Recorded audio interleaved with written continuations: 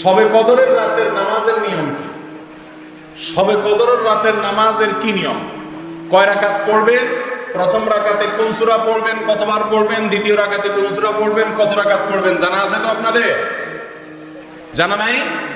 একজনও জানেন না? ইন্না লিল্লাহি ওয়া ইন্না ইলাইহি রাজিউন। হাজার হাজার মানুষের বিশাল সমাবেশ, আপনারা একজনের শবে কদরের নামাজের নিয়ম জানেন না? এটা তো খুব খারাপ কথা ভাই, নিয়ম তো জানতে হবে।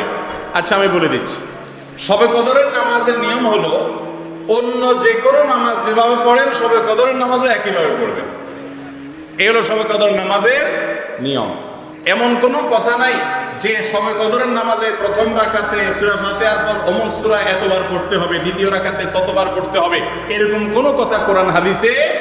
এগুলো মন গড়া বিভিন্ন সিস্টেম, বিভিন্ন পদ্ধতির কথা, বিভিন্ন আপনার বাজারে নামাজ শিক্ষার বই নামে অনেক বই আছে, সব বই না, কিছু কিছু বই আছে, এইসব বইতে শবে কদরের নামাজ এত রাকাত, প্রথম রাকাতের এই নিয়ম, দ্বিতীয় রাকাতের ওই নিয়ম, এরকম বিভিন্ন কথা বলা আছে। এগুলো সব ভিত্তিহীন, মন গড়া, এগুলো কোরআন হাদিসে নাই। কোরআন হাদিসে লাইলাতুল কদরে অন্য রাতের মতো আপনি নামাজ পড়বেন, একটু লম্বা সময় নিয়ে পড়বেন।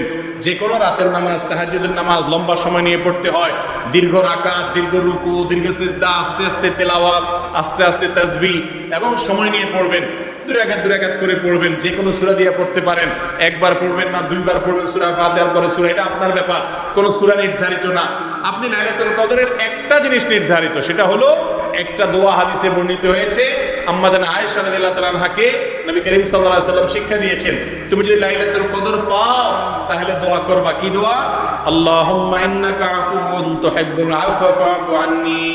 আল্লাহ আপনি ক্ষমাশীল, ক্ষমা করতে ভালোবাসেন, অতএব আমাকে ক্ষমা করে দেন। ক্ষমা করতে ভালোবাসেন, অতএব আমাকে ক্ষমা করে দেন। এই দোয়া পড়বেন লাইলাতুল কদরে। এছাড়া আল্লাহর কাছে যে কোনো দোয়া করবেন, দুই রাকাত করে নামাজ যতটুকু পারেন তৌফিক এগুলো পড়বেন। কোন সূরা কেরাত নিয়ম নির্ধারিত নাই। সারা রাত আপনি দোয়া করবেন, ইবাদত করবেন। আর এই শবে কদর পাওয়ার জন্য, শবে কদরের ইবাদতের আশায় রমজানের শেষ রাতে, শেষ 10 রাতের সবগুলোতে, বিশেষ করে বেজরগুলোতে বেশি বেশি করে করবেন। শুধু 27 তারিখকেই করবেন, অন্যগুলোতে ঘুমাবেন। এটা সুন্নাহ সম্মত লাইলাতুল কদরের তালাশ নয়।